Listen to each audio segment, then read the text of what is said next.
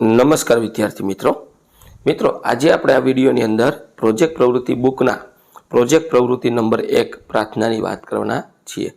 તો જે આપણી પ્રોજેક્ટ પ્રવૃત્તિ બુક છે એની પ્રોજેક્ટ પ્રવૃત્તિ નંબર 1 પ્રાર્થના એનું સંપૂર્ણ સોલ્યુશન છે। મિત્રો આવા જ સોલ્યુશન મેળવવા માટે આપણી ચેનલને સબસ્ક્રાઈબ કરો અને આ વિડીયો તમારા મિત્રો સાથે શેર કરો।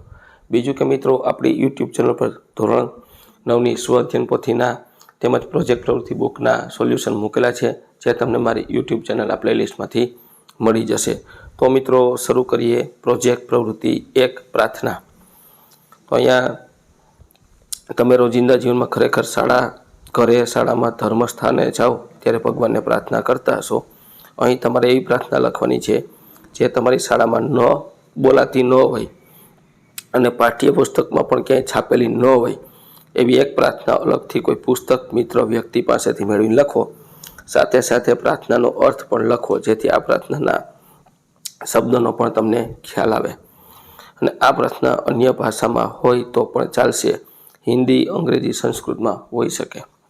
તો અહીં આપણે પ્રાર્થના લખી છે, इतनी शक्ति हमें देना दाता, मन का विश्वास कमजोर होना, हम चले नेक रास्ते पे, हमसे भूल कर भी कोई भूल होना। बराबर, आ रीतनी प्रार्थना है।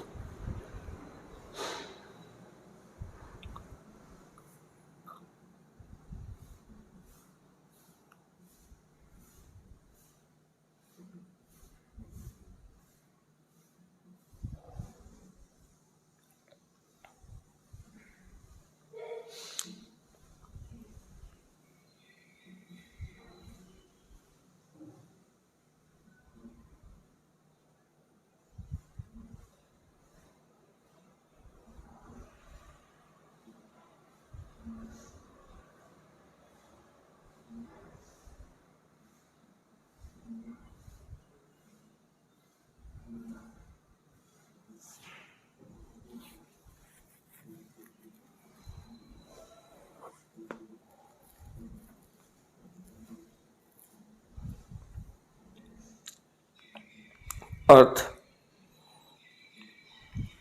આપેલ પ્રાર્થનામાં ઈશ્વરને એવી વિનંતી કરવામાં આવી છે કે હે ઈશ્વર, અમને એટલી શક્તિ આપો કે અમારા મનનો વિશ્વાસ ક્યારે પણ કમજોર ન થાય અને અમે હંમેશા સાચા રસ્તા પર ચાલીએ અને ભૂલીને પણ કોઈ ભૂલ અમારાથી ન થાય।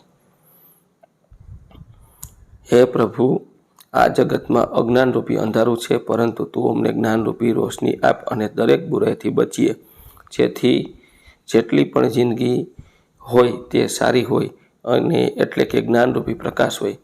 અમારે કોઈની સાથે પણ વેર હોય પરંતુ બદલાની ભાવના ન હોય। અમે ક્યારે પણ એમ ન વિચારીએ કે એમને કેટલું મળ્યું છે અને પરંતુ અમે વિચારીએ કે અમે અર્પણ કેટલું કર્યું છે। તો આ તો ધોરણ 9નો પ્રોજેક્ટ પ્રવૃત્તિ બુકનો પહેલો પ્રોજેક્ટ, એનું સંપૂર્ણ સોલ્યુશન જોયું। આવા જ સોલ્યુશન મેળવવા માટે આપણી ચેનલને સબસ્ક્રાઈબ કરો અને આ વિડીયો તમારા મિત્રો સાથે શેર કરો।